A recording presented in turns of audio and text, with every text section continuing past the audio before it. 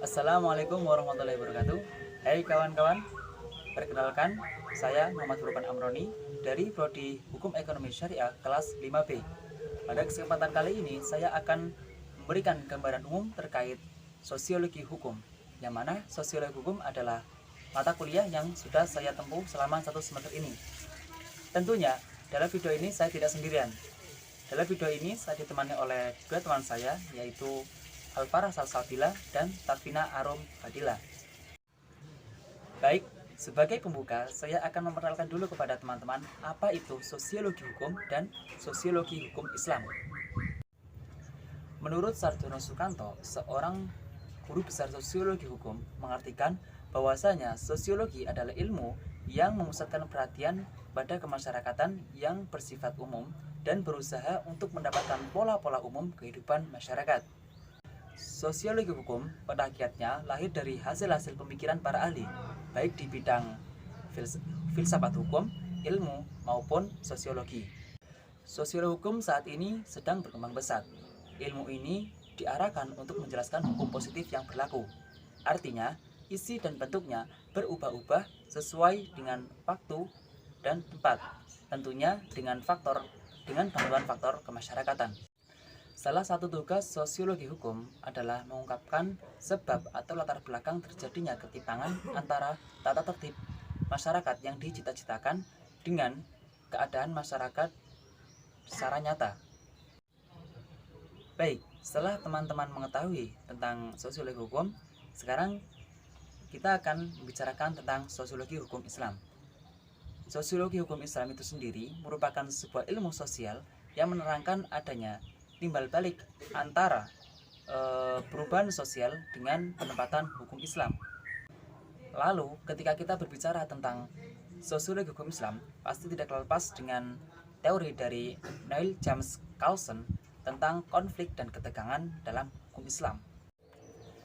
Neil James Carlson dalam bukunya Konflik dalam Jurisprudensi Hukum Islam mengatakan bahwasanya hukum Islam adalah keseluruhan proses aktivitas intelektual yang memastikan dan menemukan istilah keinginan Tuhan dan mentransformasikannya ke dalam suatu sistem hak dan kewajiban yang secara hukum dapat dilaksanakan. Dalam istilah-istilah dan batasan-batasan seperti itulah, ketegangan dan konflik pemikiran Islam timbul dalam pemikiran James Carlson. Carlson melihat munculnya konflik dan ketegangan dalam hukum Islam pada apa yang dia pahami sebagai upaya yang dilakukan untuk memahami kehendak Tuhan yang dilakukan oleh para ulama Islam.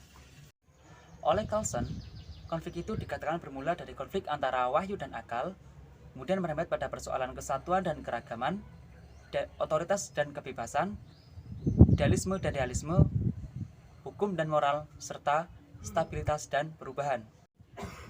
Akan tetapi, di tempat lain, Carlson mengatakan hubungan masing-masing kutub tersebut nampak berbeda dan bahkan bertentangan. Namun, jika dicermati dan dapat dipahami bahwa masing-masing secara simbolis saling berhubungan dan bersifat komplementer dan bukan saling bertentangan. Pada intinya, konflik dan ketegangan yang dimaksud oleh Carlson dalam jurisprudensi Islam adalah bahwa hukum Tuhan senantiasa berhadapan-hadapan dengan proses aktivitas intelektual manusia yang mencoba mentransformasi hukum Tuhan. Hukum adalah sistem tentang perintah Tuhan yang ditentukan secara ketuhanan. Menolak prinsip ini pada dasarnya meninggalkan keimanan dalam Islam. Sementara informasi hukum yang dibuat manusia mengambil bentuknya sendiri dalam sistem hak dan kewajiban. Validitas teori Carlson kurang tepat karena menempatkan perbedaan pendapat ulama sebagai bentuk konflik dan pertentangan dalam hukum Islam.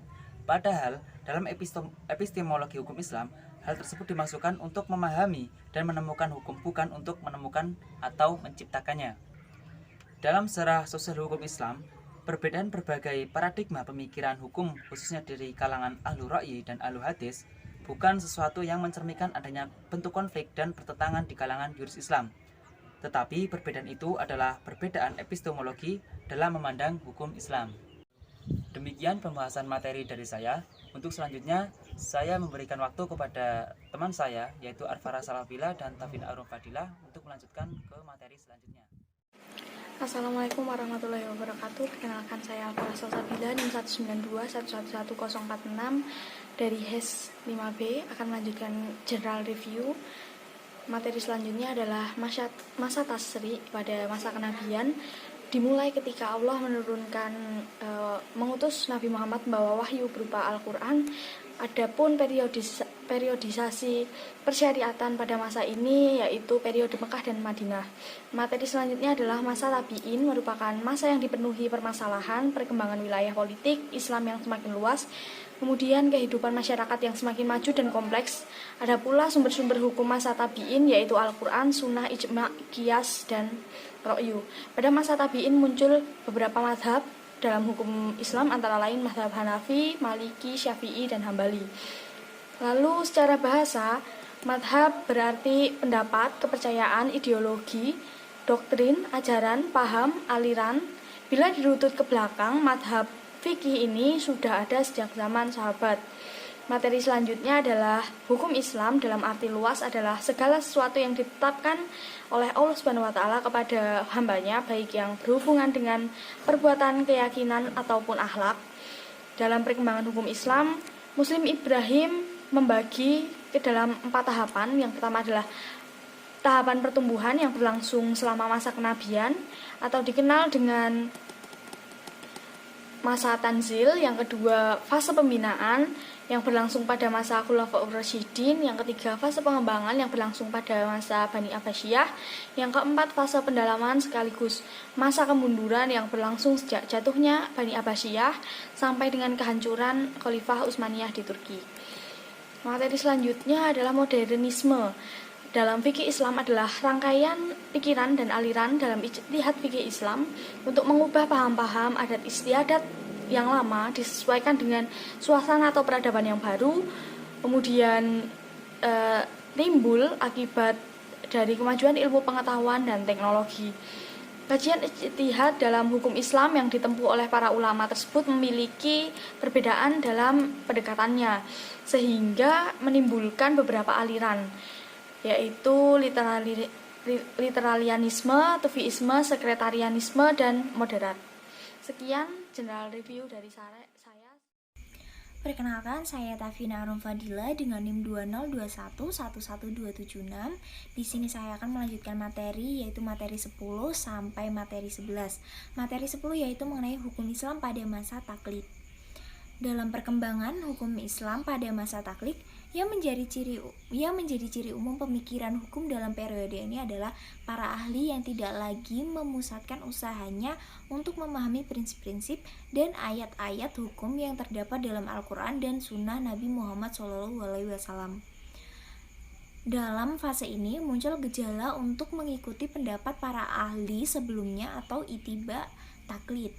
Para ahli hukum dalam masa ini tidak lagi menggali hukum fikih Islam dari sumbernya yang asli, akan tetapi mereka sekedar mengikuti pendapat yang telah ada dalam mazhabnya masing-masing. Selanjutnya, hukum Islam pada masa modern. Modernisme dalam fikih Islam adalah rangkaian pikiran dan aliran dalam ijtihad fikih Islam untuk mengubah paham-paham adat istiadat, institusi lama, disesuaikan dengan suasana yang baru yang timbul akibat dari kemajuan ilmu pengetahuan dan teknologi. Lalu, materi selanjutnya adalah interaksi antara hukum dan gejala sosial dalam masyarakat.